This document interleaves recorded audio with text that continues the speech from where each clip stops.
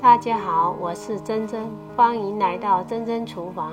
今天和大家分享一道酥脆又好吃的三角糕。材料需要芋头300克、粘米粉250克、青葱2根。调味料需要胡椒粉、五香粉、盐、鸡精和鱼露。首先把芋头切片，再切成丝，切得越细越好，放旁边备用。如果太长，把它给切一半。在盆里先倒入250克粘米粉，加入清水1000克，盐半茶匙，鸡精1茶匙，鱼露1茶匙，五香粉少许，和胡椒粉少许。再把切好的芋头倒入盆里搅拌均匀，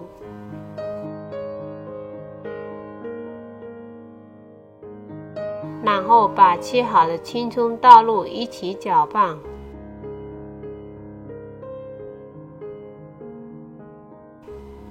把做好的材料倒入锅中，倒入后开大火，就开始不停地搅拌。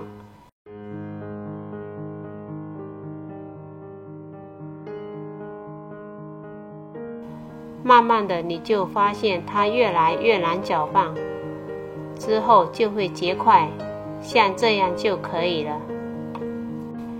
然后准备一个容器，在上面刷层油，把做好的粘米糊倒入容器中，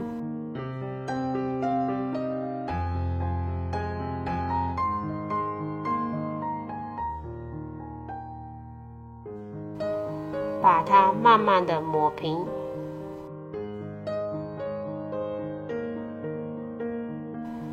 拿一个蒸锅，放入适量的水，把做好的粘米糊容器放入蒸锅中，拿一块盘子盖在容器上面，这样不容易进入蒸馏水。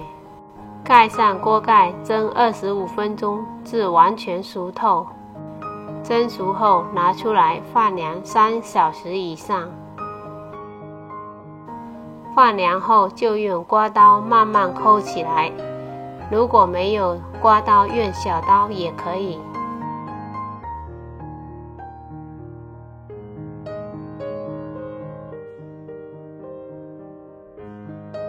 现在把它切成正方形，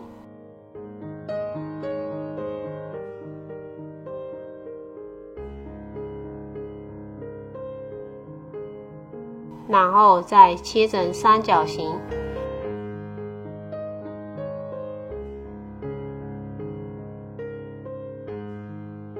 如果厚的话，再把它切成2片。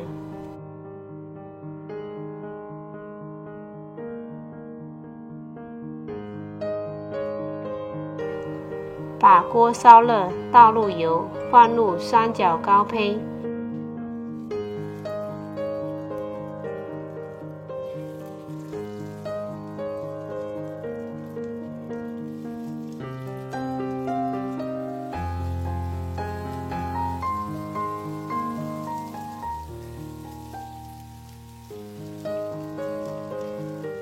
开中火，把每一个边角都煎至金黄色就可以了。